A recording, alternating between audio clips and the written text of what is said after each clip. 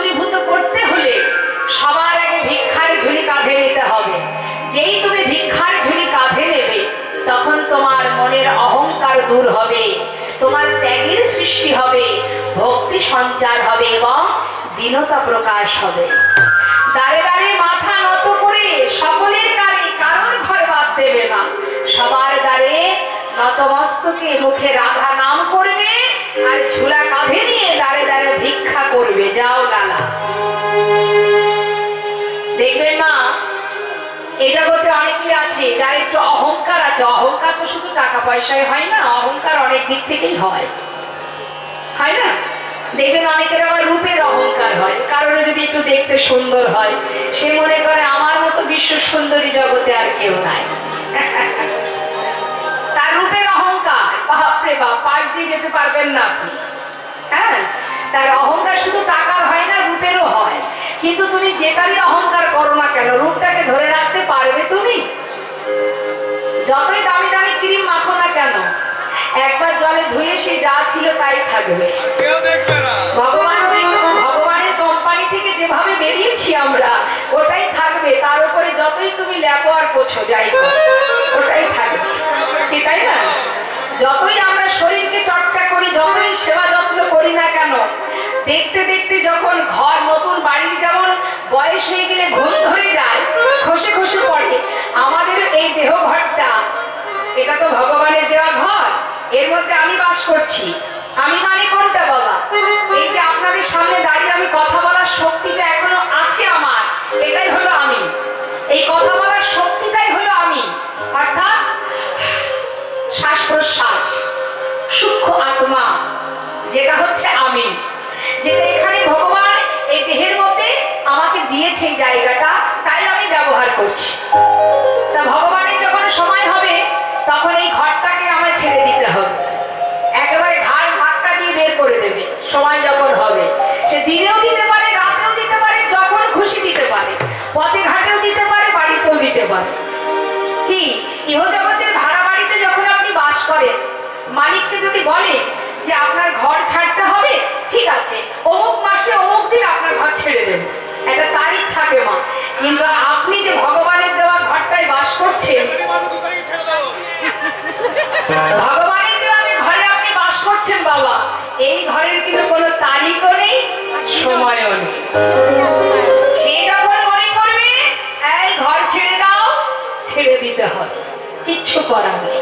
তাহলে এত রূপের অহংকার কিসে? বয়সের সাথে সাথে চোখেও দেখবো না, কানেও শুনবো না, চুল পাকবে, দাগ পড়বে, শরীরের চামড়া শুকিয়ে গুটিয়ে যাবে, সময় গেলে সব ফুরিয়ে যাবে, তাই না? তাহলে এত অহংকার কিসে? নিতাই গৌর হরি গৌর। কৃষ্ণ মহাজন বললেন, যাদেরকে আপন আপন করে দিন কাটাচ্ছ তারাও তোমার আপন নয়। সেটা বুঝবে কবে? কখন বুঝবো? মহাজন বলছে, এই যে সুন্দর অঙ্গটা, দেহটা, সোনার দেহ, এই সুন্দর যার যে রূপে আমরা এত অহংকারী হয়ে উঠি, মহাজন বলছেন দেখুন কত সুন্দর। আজকে কথা নয়, তোমার সোনার অঙ্গ হবে ভঙ্গরে,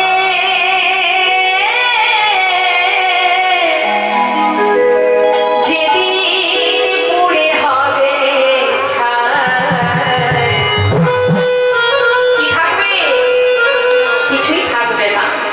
এই দেহটা পুড়িয়ে একটু ছাই হবে, যেটা বাতাসে উড়ে চলে যাবে।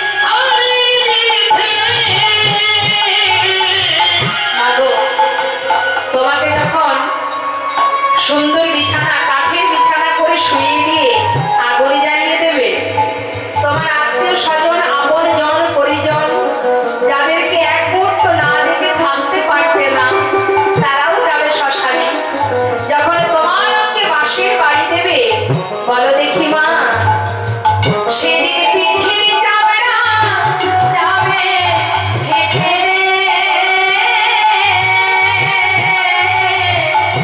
সেদিন হাত বুলাবে কে আর গায় আকাশে যাবে মিছে কয়লারি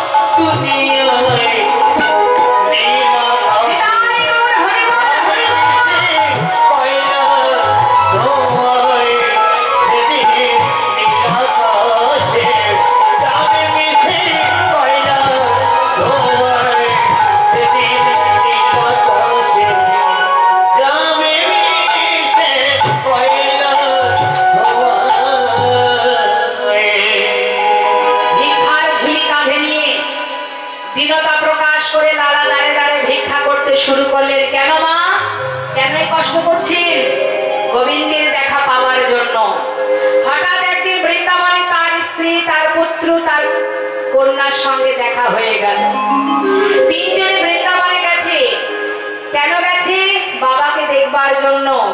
হঠাৎ কাত্যায়নী দেখছে তার স্বামীর কাঁধে ভিক্ষার ঝুলি। তাই না দেখে কাত্যায়নী কেঁদে উঠলেন। স্বামী যে কিনা এত বড় জমিদার, তার কাঁধে ভিক্ষার ঝুলি, হে আমি সইতে পারছি না, তুমি ফিরে চলো স্বামী, ফিরে চলো। কাত্যায়নী বাধা দিও না, আমি আমার ঘরেই আছি, আমি আর ফিরবো না। তখন ছেলে নারায়ণ বললেন, বাবা যদি তুমি না যাও তাহলে এই বৃন্দাবনে আমি একটা মন্দির করে দিই, যেখানে তুমি থাকবে। বেশ, তুই যদি করে দিস আমার কোনো বাধা নেই, কারণ আমি ওই অর্থে আর হাত দেব না। সেই সময় নারায়ণ ওই বৃন্দাবনে যে মন্দির নির্মাণ করলেন মা, সেই মন্দির নির্মাণ করে মন্দিরে একটি বিগ্রহ স্থাপন করলেন, যার নাম কৃষ্ণচন্দ্রমা।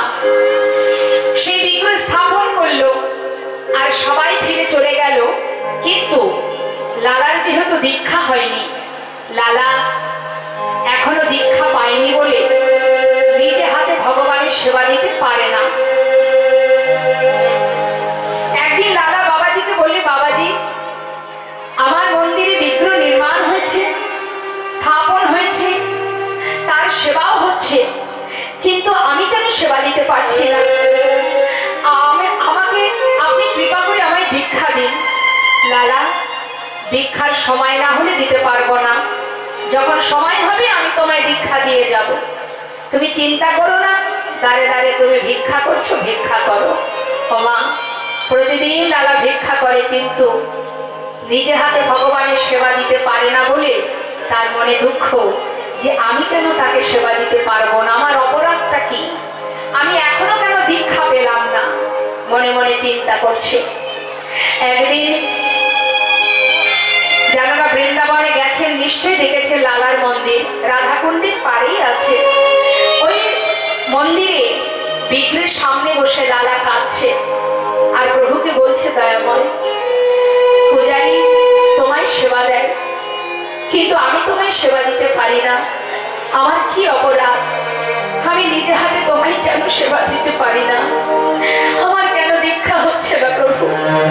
বসে বসে কাঁদতে কাঁদতে এতটাই ক্লান্ত হয়ে পড়েছে মা, সেদিন আর ভিক্ষায় যেতে তার ভালো লাগছে না। তাই পূজারীকে বলছে, পূজারী আজ আর আমি ভিক্ষায় যাব না, আমি এই গুহার মধ্যে বসে বসে একটু ভজন করব, তুমি মন্দিরে ভোগ নিবেদন করে আমাকে একটু গুহায় গিয়ে একটু প্রসাদ দিয়ে আসবে, কেমন? পূজারী বললেন, বেশ তাই হবে। এখন লালা মা সেদিন কিন্তু আর ভিক্ষায় যায়নি, সে কি করেছে, তাড়াতাড়ি করে ওই গুহার ভিতরে গিয়ে বসে বসে ভজন করছে আর মনে মনে প্রতিজ্ঞা করেছে, যদি তুমি না আসো প্রভু, আমার সামনে যদি তুমি না আসো, এই গুহা থেকে আমি আর বাইরে বেরোবো না। আমিও দেখতে চাই ভক্তের ডাকে সাড়া না দিয়ে তুমি কি করে দূরে থাকতে পারো। তোমার দেখা না পাওয়া পর্যন্ত আমি এই গুহা থেকে বাইরে বেরোবো না। এই প্রতিজ্ঞা নিয়ে বসে বসে ভজন গাইতে শুরু করলেন। আর এদিকে মন্দিরে যে পূজারী ভোগ নিবেদন করলেন মা, তাকে যে বলে গেছে প্রসাদের কথা, তাই পূজারী চিন্তা করছে, তাই তো লালা যে বললো প্রসাদের কথা, যাই একটু প্রসাদ দিয়ে আসি। এই বলে প্রসাদের পাত্র নিয়ে যেই না বেরোতে যাবে, হঠাৎ ঝড় বৃষ্টি। সবে গোবিন্দের কৃপা, যেই বৃষ্টি হলো আর পূজারী চিন্তা করছে এত বৃষ্টি শুরু হলো, বৃষ্টি থামুক তারপরে যাব। এই ভেবে প্রসাদের পাত্রটা বাইরে রেখে পূজারী ভিতরে ঢুকে গেলেন। ভগবান করুণাময়, ভক্তকে রক্ষা করার জন্য, ভক্ত যে গুহার মধ্যে আবদ্ধ হয়ে আছে, সে যে প্রতিজ্ঞা করেছে আমার দেখা না পেলে সে বাইরে আসবে না, তাই ভক্তকে বাহির করার জন্য গোবিন্দ কৃপা করে নিজে পূজারী রূপ ধারণ করে সেই প্রসাদের থালাটা নিয়ে এবার গুটি গুটি পায়ে ওই বৃষ্টির মধ্যে দিয়ে, সারা গায়ে বৃষ্টি পড়ছে, ভিজতে ভিজতে যাচ্ছে গুহার ভিতরে। আর গুহার মধ্যে বসে বসে লালা ভজন করছে, রাধে কৃষ্ণ গোবিন্দ গোপাল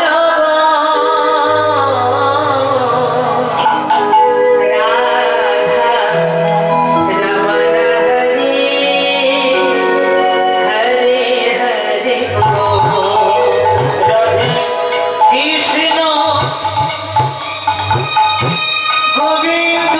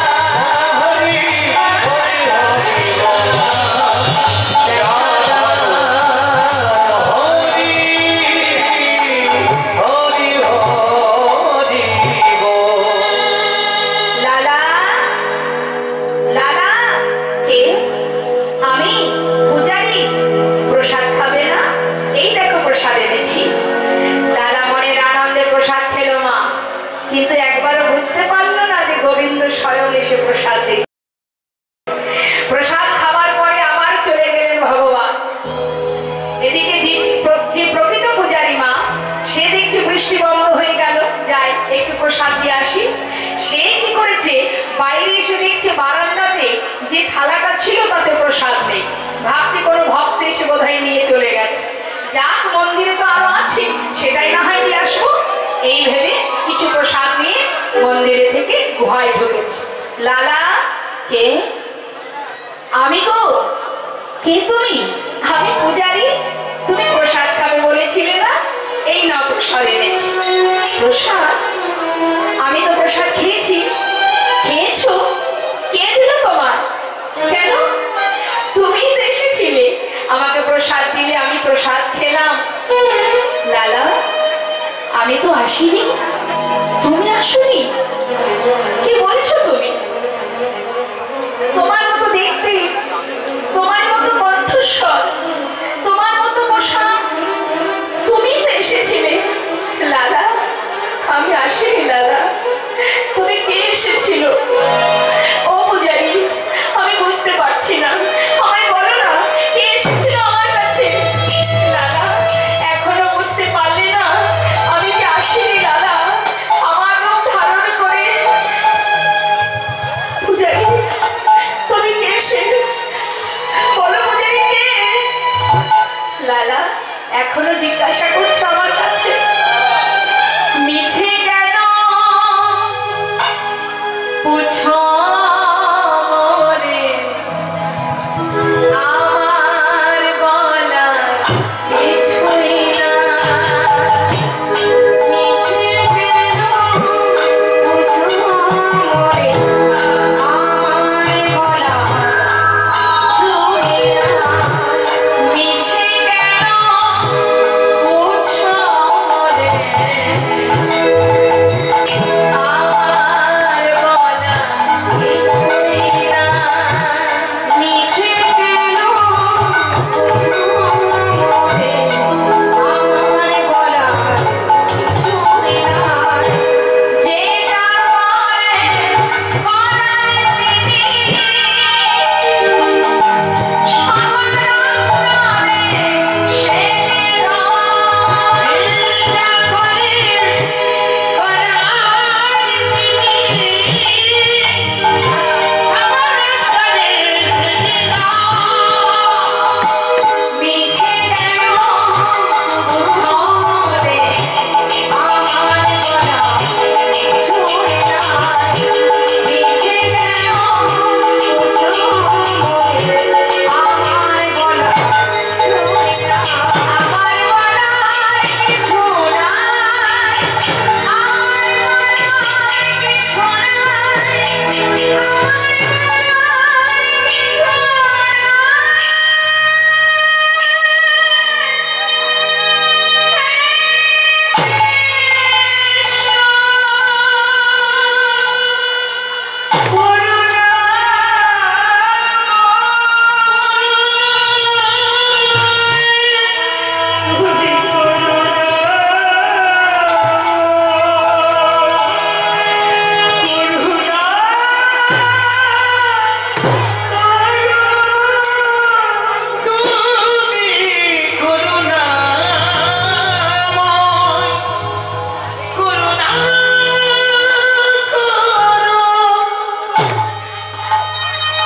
গুহা থেকে বাইরে বেরিয়ে ছুটে ছুটে মন্দিরের ভিতরে প্রবেশ করে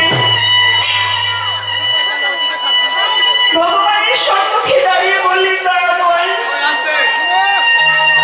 তুমি যদি তাই হবে তবে এমন করে কেন আমার সামনে দাঁড়ালে? দেখাই তুমি দেবে, তবে এমন করে কেন দেখা দিলে? বলো দয়াময়, বলো। যে আর পারছি না প্রভু, আর পারছি না। তুমি কৃপা করো। বলো না করে।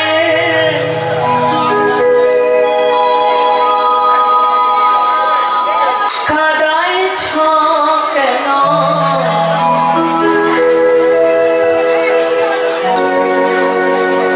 জানি তাই। আচ্ছা, এই চকলেটটা এখন না দিলে কি নয়? এই পরিবেশটা কেন নষ্ট করছেন আপনি এখন? বাবা প্রসাদ দিন আর যাই দিন, এখন রাখুন। লীলা শেষ হলে ওই রাস্তায় একজন দাঁড়াবেন, যখন ভক্তরা যাবে সবাই প্রসাদ নিয়ে চলে যাবে। এইভাবে এখন এই সুন্দর পরিবেশটা নষ্ট করবেন না, বড় জোরে মিনতি করছি। চলে যান, আর দিতে হবে না।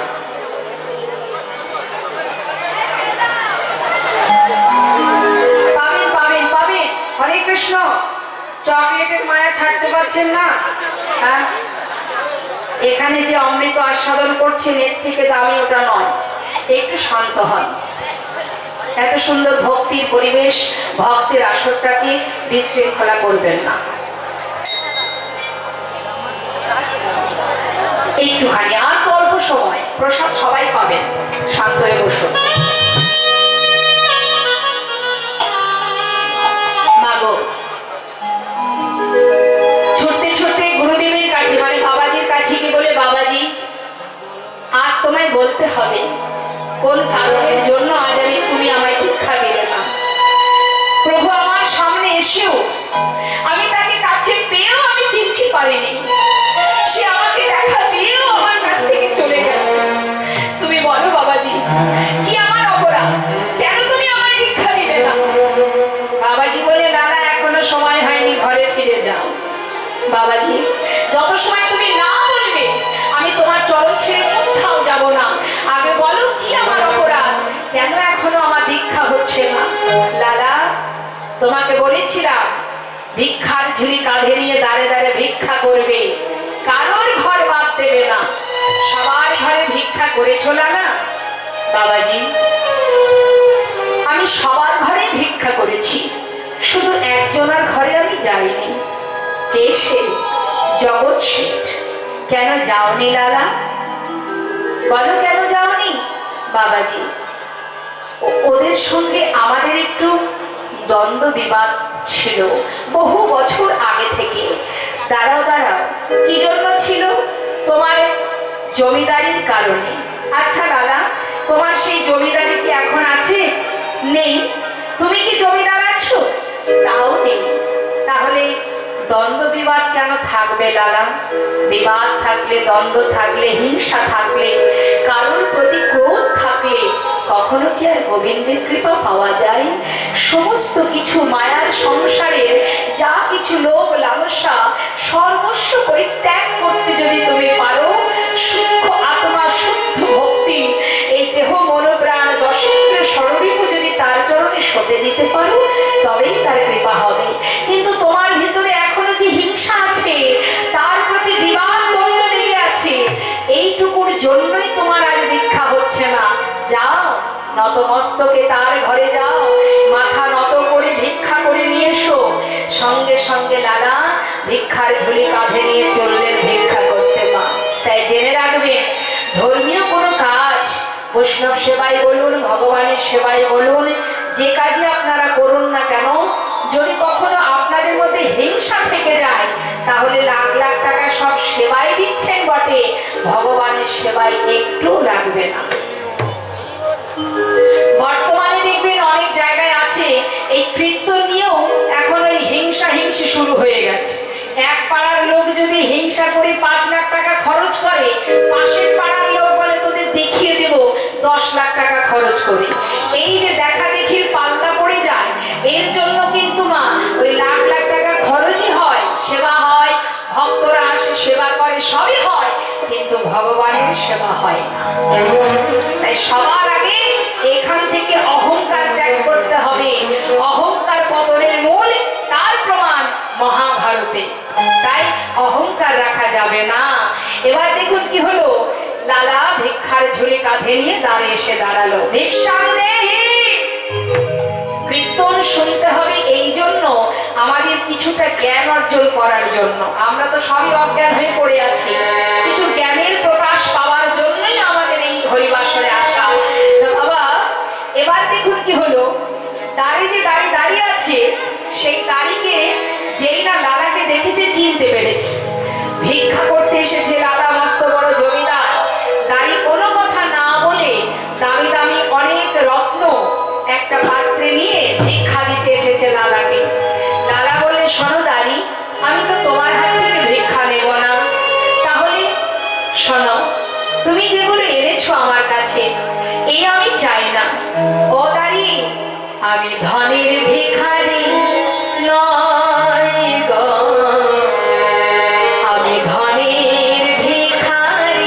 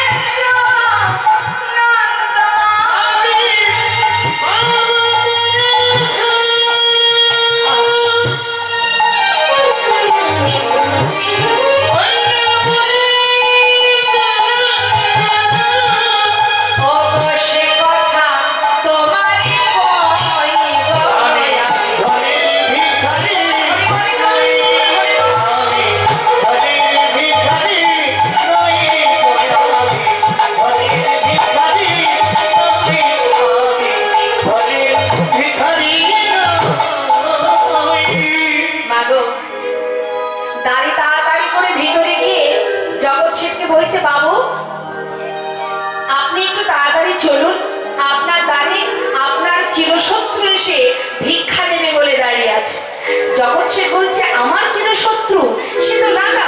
হ্যাঁ বাবু, সে এসেছে আপনার দ্বারে, আমার দ্বারে ভিক্ষা দেবে বলে। কই আমাকে নিয়ে চলো দেখি। যখনই এসে দাঁড়িয়েছে দ্বারে জগৎ শেঠ, এসে দেখছি কি সারা গায়ে কৃষ্ণ নাম, চোখে কৃষ্ণ প্রেমের বাড়ি, বদনে কৃষ্ণ নাম, মস্তক মণ্ডল, কাঁধে ভিক্ষার ঝুলি। জগৎ শেঠ দূর থেকে দেখে বলছে, লালা এ তোমার কি বেশ, যে কিনা এত বড় জমিদার, আজ তার এই বেশ। আমার যেন একটু সন্দেহ হচ্ছে, এটা কোনো ছলনা নয় তো? কোনো ছলনা করে আমার দ্বারে এসে দাঁড়াওনি তো? তখন লালা বলে উঠলেন, বন্ধু না না, আসিনি তোমার কাছে বন্ধু কোনো ছলনা। ওই দেখো ঘাটের মাঝি পার ঘাটাতে বসে ডাকছে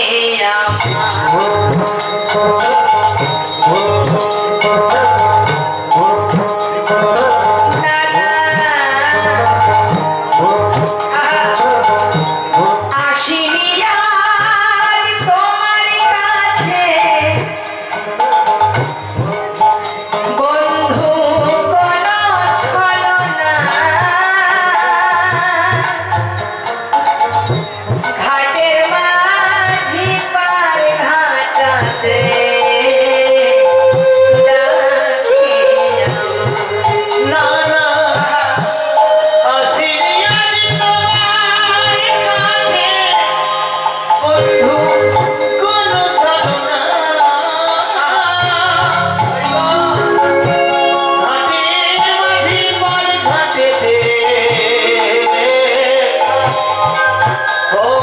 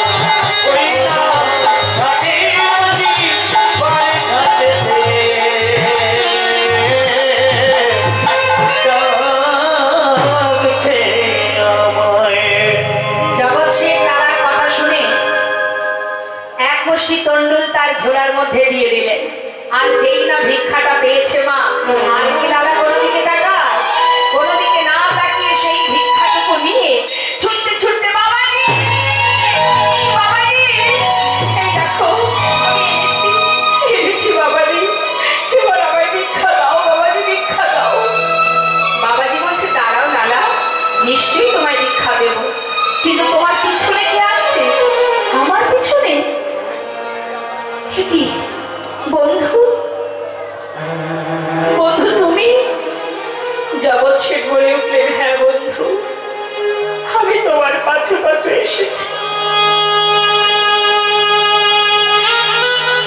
তুমি যখন আমার দ্বারে দাঁড়িয়ে বললে যে তোমার জীবন বেলা বয়ে যায়, আমি মনে মনে চিন্তা করলাম, তোমার যদি জীবন বেলা বয়ে যায়, আমারও তো জীবন বেলা বয়ে যায়। তাই তোমাকে এক মুষ্টি তন্ডল দেওয়ার পর তুমি যখন ছুটতে ছুটতে চলে যাচ্ছ, আমি আর ফিরতে পারিনি। আমি তোমার পাছু পাছু ছুটে এসেছি বন্ধু, সর্বস্ব পরিত্যাগ করে। শুধু তুমি আমায় বলো, আমাকে তুমি গ্রহণ করবে, তোমার কাছে সঙ্গী করে নেবে। বাবাজি, বুঝি সেই বন্ধু যার প্রতি অভিমান করে, যার দ্বারে আমি ভিক্ষা করিনি, আজ তার দ্বারে গিয়ে তার হাতে এক মুষ্টি তন্ডুল নেবার পর সেও যে আমার পাছু পাছু সব ছেড়ে চলে এসেছে। তুমি ওকে গ্রহণ করো বাবাজি। বাবাজি দুজনকে একসঙ্গে মন্ত্র দিলেন মা। যেই না মন্ত্র পেল, আর কি ধৈর্য মানে, ভিক্ষা পেয়েছে মানে এবার গোবিন্দের দেখা পাওয়ার আশা দ্বিগুণ বেড়ে গেল। দেখা দাও, দেখা দাও প্রভু, দেখা দাও, কোথায় আছো একবার দেখা দাও। পথে পথে ঘুরে কেমন করে ডাকবো তোমায়, কিভাবে ডাকলে তোমার দেখা পাবো। পথে পথে ঘুরতে ঘুরতে গোবিন্দের এমন কৃপা, এমন কঠিন পরীক্ষা, এত কষ্টের পরেও দেখা পাচ্ছে না। লালা স্থির করলেন, তুমি যদি দেখা না দাও, ভগবানের কাছে ভক্তেরই জোর খাটে মা। ভক্ত বলে উঠলেন, দেখা যদি তুমি না দাও, আমি এই প্রাণ যমুনার জলে বিসর্জন করব। ছুটতে ছুটতে যাচ্ছে লালা, পিছন থেকে জগৎ শেঠ বলে উঠলেন, বন্ধু, মরতে যদি হয় আমাকে সঙ্গে করে নাও, দুজনে একসঙ্গেই মরবো। এই বলে দুজনে যখন ছুটে যাচ্ছে, ভগবান করুণাময়, ভক্তাধীন ভগবান ভক্তকে রক্ষা করার জন্য তিনি হঠাৎ ওই যমুনার পাড়ে বালুরাশিতে ত্রিভঙ্গ বঙ্কিম থামে দাঁড়িয়ে তাকে দর্শন দিলেন। লালা, লালা, পিছন ফিরে তাকিয়ে দেখো। যেই না পিছন ফিরে তাকিয়েছে, অনাদি আদি ভগবান কৃষ্ণকে দর্শন করে ছুটে গিয়ে চরণটা জড়িয়ে ধরেছে।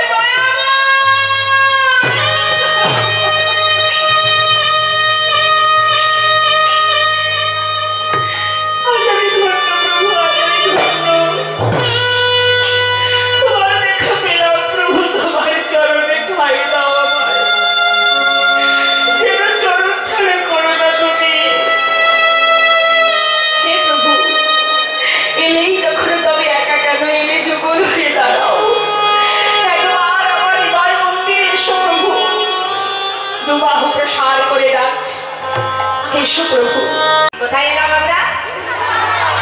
ঠিকঠাক বলবেন কিন্তু। বাকে বিহারীর মন্দিরে, তাই না? এখন মন্দিরে ভোগ নিবেদন হলো মা। ভোগ নিবেদন হবার পর লালাকে ভালো প্রসাদ দিল, লালা সেবা করলো। একেবারে উদার পরিপূর্ণ করে প্রসাদ পেয়ে লালার সেবা করে কি হয়, একটু ঘুম ঘুম পায় না, একটু অলসতা আসে না। এখন লালা কি করেছে, বাকে বিহারী মন্দির থেকে সেবা করে এসে ওই যে বাবা গোবিন্দ কুণ্ডের তীরে বালুরাশিতে তিনি শুয়ে পড়েছে। কিন্তু হঠাৎ ঘুমাতে গিয়ে কিছুতে ঘুম আসছে না। কেন না, যিনি জমিদার ছিলেন, এত সুখ স্বাচ্ছন্দ্যে যার দিন কেটেছে, তার এই বালির বিছানায় কি ঘুম আসে? তাই একটা বালি দিয়ে সুন্দর করে বালিশ তৈরি করে নিয়েছে, নিয়ে ঘুমিয়ে আছে। নিতাই গৌর হরি বল। এই সুখ স্বাচ্ছন্দ্য জীবন থেকে যখন ত্যাগ না হবে ততক্ষণ কিন্তু গোবিন্দ কৃপা হবে না মা।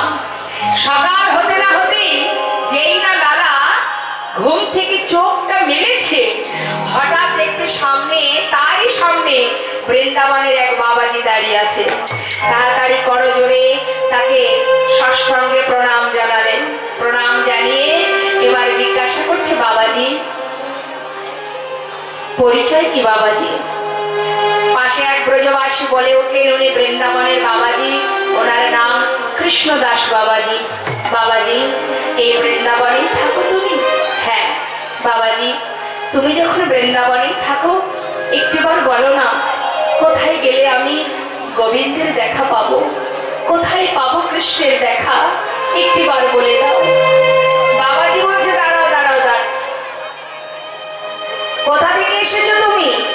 আমি এসেছি সেই বাংলার মুর্শিদাবাদ জেলা থেকে। মুর্শিদাবাদ? দাঁড়াও দাঁড়াও দাঁড়াও, নাম কি তোমার? আমার নাম লালা। ও, তুমি না সেই মস্ত বড় জমিদার? ছিলাম, আজ আর নেই। ও, এখন আর তুমি জমিদার নও? না বাবাজি, আমি সব ত্যাগ করে চলে এসেছি শুধুমাত্র গোবিন্দের দেখা পাওয়ার জন্য, তার চরণে ঠাঁই পাওয়ার জন্য। দাঁড়াও দাঁড়াও, সবকিছু ত্যাগ করে বৃন্দাবনে এসেছো ঠিক আছে, কিন্তু মন্দিরে মন্দিরে প্রসাদ পেয়ে বালি দিয়ে বালিশ তৈরি করে আরাম করে ঘুমিয়ে ঘুমিয়ে কি আর গোবিন্দের দেখা পাওয়া যায়? বলি ও দাদা, ঠিকঠাক ঘুম হচ্ছে না বলে বালিশ তৈরি করে নিয়েছো? এই না বলা মা, সেটাও ভেঙে ফেললে। হরিবল, দেখুন কতটা ত্যাগ করতে হবে। তারপর চরণটা জড়িয়ে ধরে বললেন বাবাজি, আমার কি উপায়, আমি কি করব?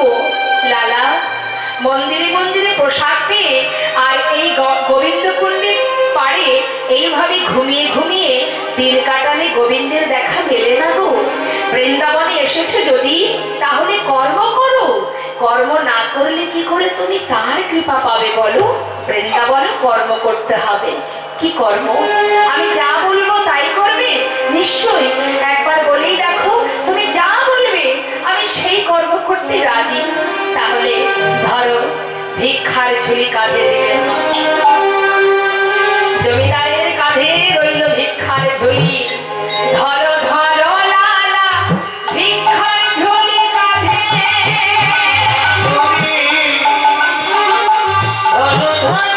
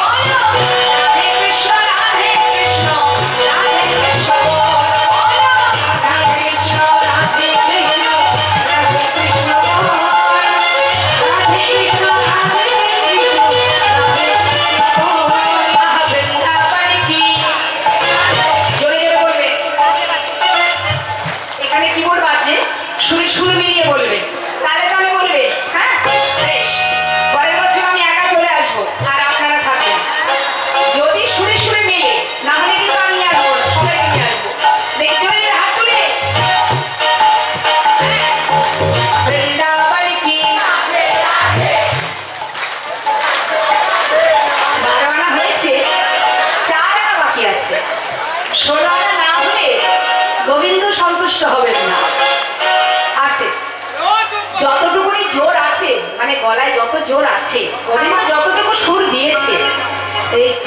এই পাড়ায় ঝগড়া হয় বাবা?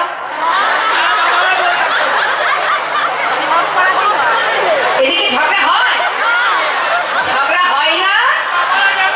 সত্যি ঝগড়া হয় না? সর্বনাশ, আমার বাবারা ভয়ে বলছে না সত্যি বলতে ঝগড়া হয় না? কি সুন্দর, কি সুন্দর। আমি এই প্রথম এখানে এসে খুশি হলাম যে আমার বাবারা মায়ের সাপোর্টে আছে, যে একদম ঝগড়া করে। বাবারা ভয়ে বলছে, বাড়িতে গেলে খবর হবে। আচ্ছা দেখবেন, আচ্ছা এখানে হয় না, অন্যদিকে যখন ঝগড়া হয়, যখন ঝগড়া হতে হতে একেবারে লঙ্কা কাণ্ড বেঁধে যায়, তখন কাউকে জোর করে করে বলতে হয় নাকি আর একটু জোরে চাচা, জোরে চাচা বলা লাগে? তাহলে হরিনামের সময় কেন বলবো? তাহলে